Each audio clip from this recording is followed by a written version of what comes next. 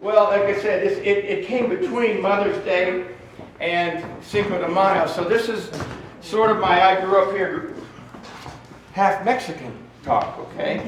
I'm going to go back to a few of the old things that a lot of you know.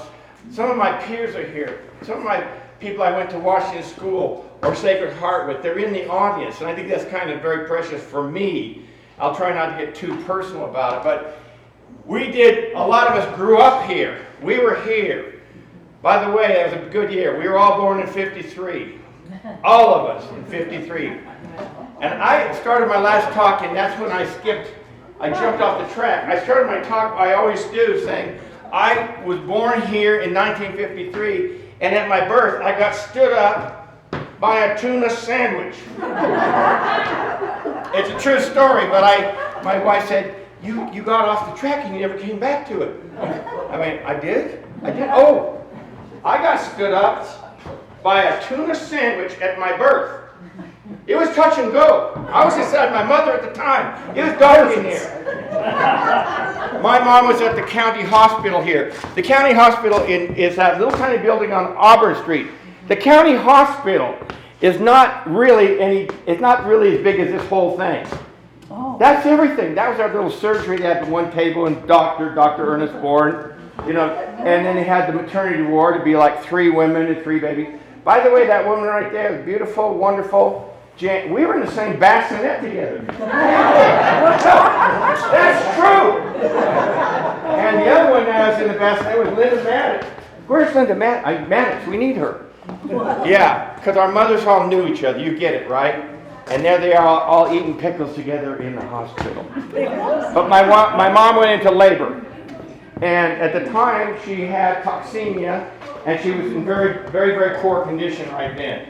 She was having very, very high blood pressure, enough to stroke out. So there I am inside.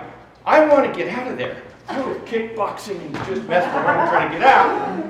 And then the nurse, who was a dear friend of my mother's, Nurse Michaels, walked in and said, Josephine, I don't have anything to eat. I've been on my feet all morning. You just relax. I'll be back in a bit. And my mom couldn't believe it. But she was way past birth 30, Anyway, there I was trying to get out, trying to swim out. She said, hold it. Classic fight, War of the Titans. And there was Nurse Michaels eating her tuna fish sandwich. With a little thermos of coffee in the little break room.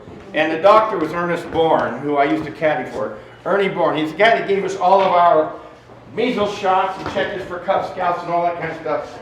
My name is Michael Ernest Shepard. I was named after Nurse Michaels, who stood me up for tuna sandwich, and Ernest Bourne, who delivered me, and my father got honorable mention in there.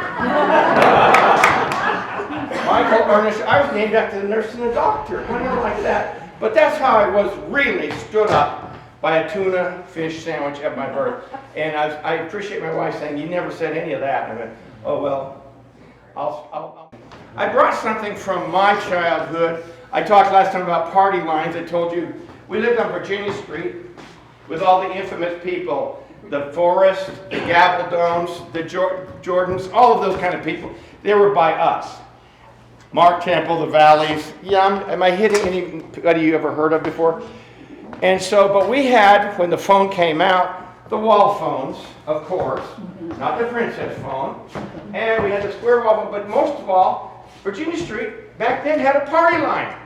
You didn't have your own phone. You picked it up, and your mothers were talking with their, or the neighbor mothers were talking, or somebody else on the phone. If you remember this, you could go like this. That was a subtle signal to get off the phone. And I said this, I said, our houses on Virginia Street, they're all still there. We're so close, and we didn't have air conditioning or anything there, so everybody had their windows open with the screens on them.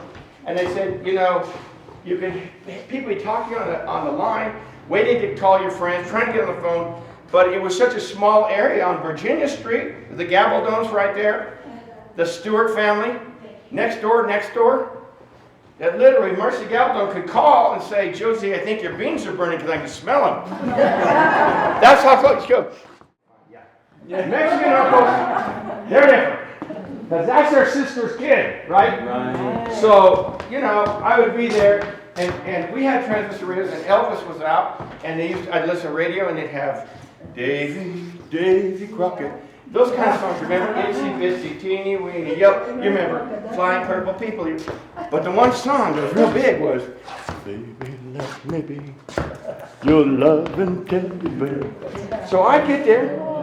I was the only one in the family that was so ridiculous that would do this. Get little Mike up here and have him do the teddy bear song. Come on. You know it. Get up here. He put me on the table. Come on, do me this song. And I'd go, baby. And I'd be doing that. And man, they would be shelling out silk. You know, and they don't give you a dime. Mexicans give you a quarter, 2 quarters. You know how much 50 cents was back then? It was cash, bucks. Downtown, I was talking about, I'll tell you one thing. We were Catholic, okay? Mexicans were Catholic. We go to Mass the next day, and then after Mass, the party is at Tia Pasa's house today. Man, La Familia would get over there. My Tia Pasa would come out on a primitive fire out in the backyard with a piece of tin over it, and she'd get that thing stinking hot. She'd just start making tortillas. I mean, they get puffed up with a big bubble, you know, she'd be flipping those things. And she would put chili, good chilies, and roast them on there. Just roast them. They pop them. Gas comes out of them. And then the boys would go dig that crazy thing up. And when they got down to the tin, you know, they had some way with their forks and lift that and set that aside. I always thought, why isn't it dirty or ruined? Then they'd open up that white stain would come out. And I mean, it was cooked till tomorrow. And they would take the head of the little beast and shake it, and the cheeks would fall off. Oh, perfect. They'd take a piece of that cheek meat and just roll it up in a hot tortilla with a piece of, and man, they'd just be sitting there, and then out would come out some more hams. And I mean, it was a feast to remember. I go to good Mexican restaurants, but I somehow in my mind, you know, fantasize that, and I like Tia Pasa's ground barbecue, whatever that was. Now I'll go to downtown.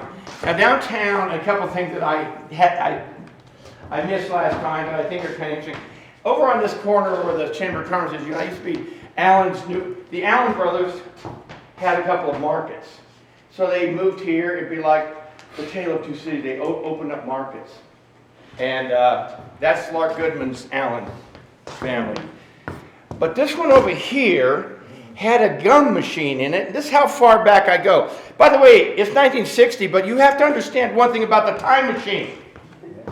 Frisco was way behind the times. So in 1960, I was living in 1950. Do you understand that? We still had the old gum here. There's a machine, 2 machines in there. You put a penny in them. I'd love to see one ever again. One had a clown, and one had a traffic cop. And it cocked back like this, and he wound it up. And it was going to give you a gum. But that's not the most miraculous part about it. It had 3 types, white, yellow, and green. Double mint, spearmint, and what was the other one? Peppermint. But they weren't in sticks. That's how far that gum went back. I don't know how they kept it here in Prescott so long. It was a block of gum, like bubble gum. And I'd give my camper for that tip. When I was little, my mom bought me a Toby Tyler set right after the movie came out. I'm almost done now, finally.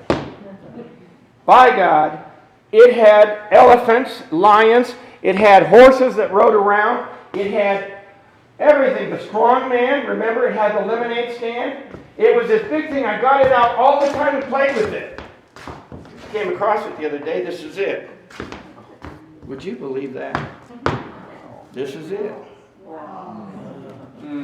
I remember this being the greatest thing that I'd ever seen. Guess how much it cost? 29 cents at Woolworths.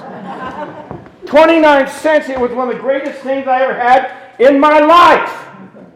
29 cents. Try to put a price on something. Try to measure it right next time, okay? Wow. It's these little things that are going to matter forever. The rest of